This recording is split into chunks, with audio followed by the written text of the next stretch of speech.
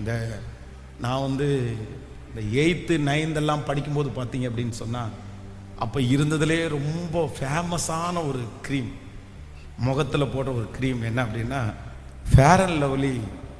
So இன்னைக்கு வரைக்கும் அந்த ஃபேர் அண்ட் லவ்லி இருக்குது ரொம்ப வருஷமா. அப்போ வந்து இந்த 10th 9th படிக்கும்போது பார்த்தீங்கன்னா பயங்கரமான ஃபேமஸ் அது.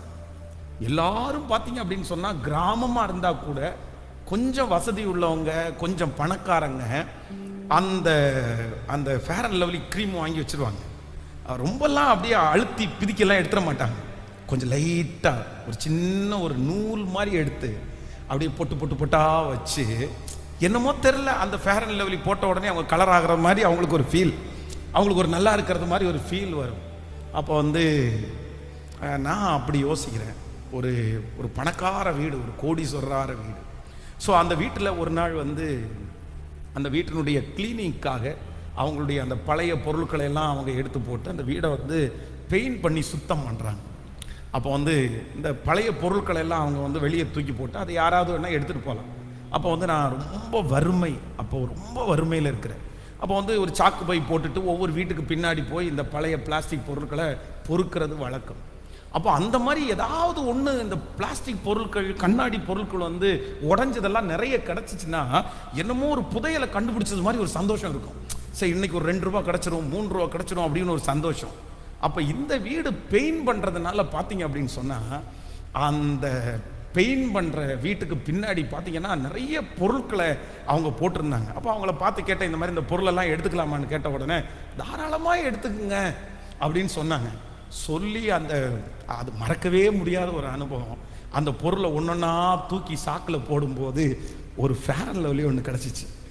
அந்த ஃபேர் அண்ட் லவ்லி வந்து என்னென்னா, அவங்க வந்து முடிஞ்ச வரைக்கும் நல்லா அதை க்ளீன் பண்ணி உள்ளே இருக்கிற க்ரீம் எல்லாம் எடுத்துட்டாங்க. அப்போ வந்து அதை நானும் கையில் எடுத்த உடனே எல்லாத்தையும் பிளாஸ்டிக் பொருட்கள்லாம் தூக்கி போட்டு, இந்த ஃபேர் அண்ட் லவ்லி ஃபேமஸ் ஆயிடுச்சே, பசங்கள்லாம் வந்து சொல்லிட்டு இருப்பாங்களே சர்ச்சில், அது ஸ்கூல் அப்படின்னு சொல்லிட்டு அதை பிதுக்கி பார்த்தா வர மாட்டேன்னுச்சு.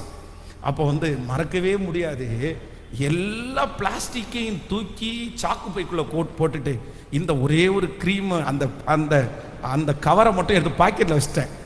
பாக்கெட்டில் வச்சுட்டு போயிட்டு எல்லாத்தையும் போட்டுடலாம் அப்படி போட்டுட்டு வந்து அந்த ஃபேர் அண்ட் லவ்லி அதை வந்து 2 கத்தி வச்சு 2 பொளந்து உள்ளே பார்த்தா நிறைய இருந்துச்சு. அது வந்து நமக்கு பேஸ்ட்டை பார்த்து பிதுக்குனா அது வராது, ஆனால் 2 பொளந்து உள்ளே பார்த்தீங்கன்னா கிடைக்கும். அப்போ எடுத்து கண்ணாடியில் போட்டு மனசார போட்டேன். ஸோ பரவாயில்ல, நம்ம கலர் ஆயிரும் ஒரு நாளில் அப்படின்ற மாதிரி அது ஒரு சந்தோஷம். அது ஒரு பெரிய அந்த ஃபேர் அண்ட் லவ்லி போட்டு கொஞ்ச நேரம் தாண்டி ஒரு 2-3 மணி நேரம் தாண்டிருச்சு. எங்கள் அப்பா கூப்பிட்டாரு. எது கூப்பிட்டாரு அப்படின்னு சொன்னால், சாணி சுமக்கிறதுக்காக கூப்பிட்டாரு.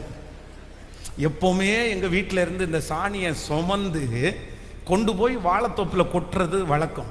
அப்போ வந்து அந்த சாணி வந்து எப்போவுமே பார்த்தீங்க அப்படின்னு சொன்னால் மாட்டினுடைய யூரினும் அதோட சேர்ந்தே மிக்ஸ் பண்ணிடுவாங்க, அது உரமாக நினைப்பாங்க.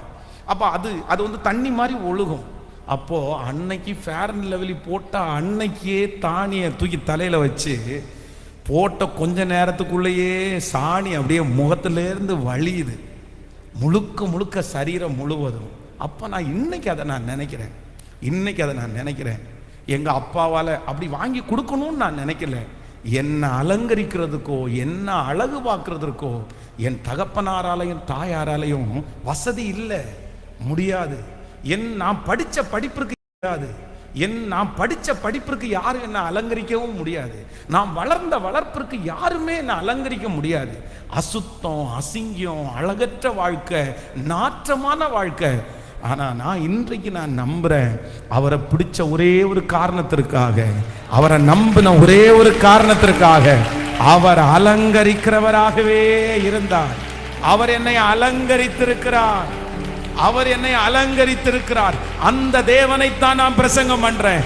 அந்த தேவன் தான் இன்றைக்கு உங்களை கர்த்தர் சொல்றாரு, மகனே, நீ எந்த இடத்துல அசிங்கமா படுத்திருந்தாலும் என் முகத்தை பாருங்க பாஸ்டர், என் முகத்தை பாருங்க பாஸ்டர், எப்படி இருந்துச்சு தெரியுமா? என் சரீரத்தை பாருங்க பாஸ்டர், என் உடம்ப பாருங்க பாஸ்டர், என் மனசை பாருங்க பாஸ்டர், அலங்கோலம் ஆயிருச்சு.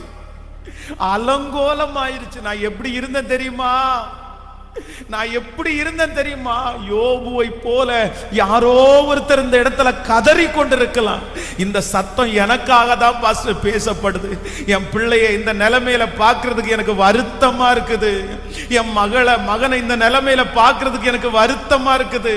என் கணவனாரை, என் மனைவியை இந்த நேரத்தில் இப்படி பார்க்கிறது எனக்கு வருத்தமா இருக்குது.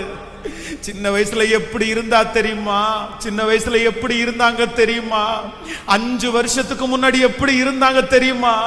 ஆனா இன்றைக்கு அலங்கோலமா படுத்து கிடக்கிறத பார்த்தா, அலங்கோலமா இருக்கிறத பார்த்தா எப்படி என்னால தாங்க முடியும்?